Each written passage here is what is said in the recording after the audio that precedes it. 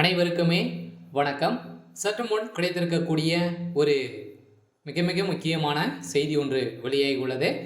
சற்று முன் 7,000 கோடி மெகா ஊழல் நீதிமன்றத்தில் ஆஜரான ஸ்டாலின், இது மாதிரி செய்திகள் வெளியாகிருக்கு.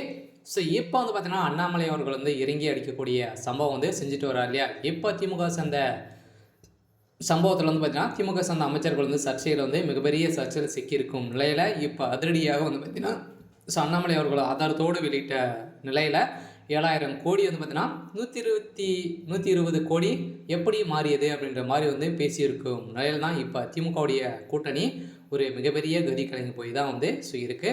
ஸோ இதை பற்றி இந்த வீடியோவில் பார்க்கலாம். ஸோ அதுக்கு முன்னாடி நம்ம சேனலுக்கு இப்போ தான் முதல் முறையாக வந்திருக்கீங்க அப்படின்னா மறக்காமல் நம்மளுடைய சேனலை சப்ஸ்கிரைப் பண்ணி சப்போர்ட் பண்ணுங்கள்.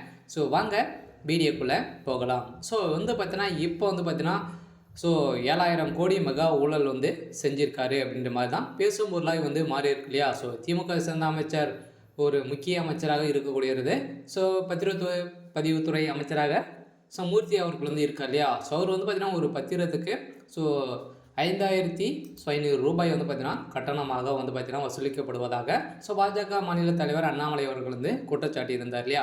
இதை தொடர்ந்து இதில் மெகா ஊழல் இது வரைக்குமே செய்திடாத மெகா ஊழல் பார்த்தீங்கன்னா செய்திருக்காரு. 9,000 கோடிக்கு மேலே பார்த்தீங்கன்னா மாதமே கிடைத்திருக்கு அப்படின்ற மாதிரி இப்போ ஆதாரத்தோடு வெளியிட்டிருக்கக்கூடிய செய்தியால் இப்போ பார்த்தீங்கன்னா கணக்கில் வரக்கூடிய 120 கோடி தான் பார்த்தீங்கன்னா அரசுக்கு கணக்கு காட்டி வரும் நிலையில் மீது இருக்கக்கூடிய 7,000 கோடி எங்கே போனது அப்படின்ற மாதிரி அண்ணாமலை அவர்கள் வெளியிட்டிருக்கக்கூடிய ஆதாரத்தால் இப்போ முதல்வர் ஸ்டாலின் அவர்கள் திடீர்னு நீதிமன்றத்தில் ஆஜரான போன நிலையில் தான் இப்போ பெரும் அதிர்ச்சியை உண்டாக்கியிருக்கு.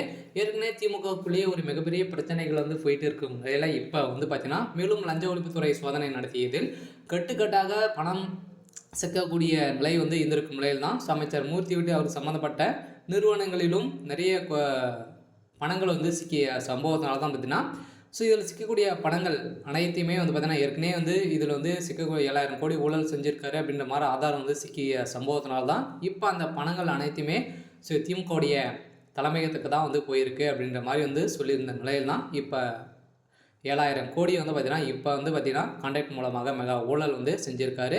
இதில் நீதிமன்றம் பார்த்தீங்கன்னா அதிரடியாக அமலாக்கத்துறை சோதனை நடத்தியதில் இது கிடைக்கப்பட்ட சம்பவத்தில் பார்த்தீங்கன்னா இப்போ முதல்வர் ஸ்டாலின் அவர்கள் நேரில் ஆஜராகி இப்போ குற்றம் அவர் மீது வழக்கு பதிவு செய்திருக்கும் நிலையில் தான் அதிரடியாக பார்த்தீங்கன்னா மெகா ஊழல் செஞ்சுருக்காரு. அதனால் திமுகவுடைய தலைமையகத்துக்கு ஒரு மிகப்பெரிய இடியாக இருந்தாலும் ஏற்கனவே அமைச்சர் கனிமொழி அவர்களுக்கு கொடுத்த ஆதாரத்தால் தான் இப்போ பார்த்தீங்கன்னா முதல்வர் ஸ்டாலின் அவர்களுக்கே ஒரு பேரதிர்ச்சி காத்திருக்கு. சரி, ஓகே.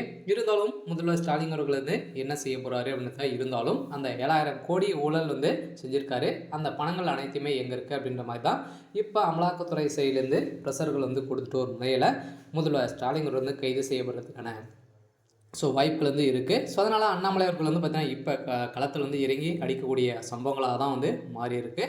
சரி, ஓகே. இன்றைக்கான அப்டேட் இதுதான். மறக்காமல் நம்மளுடைய சேனலை சப்ஸ்கிரைப் பண்ணிக்கோங்க. தேங்க்யூ.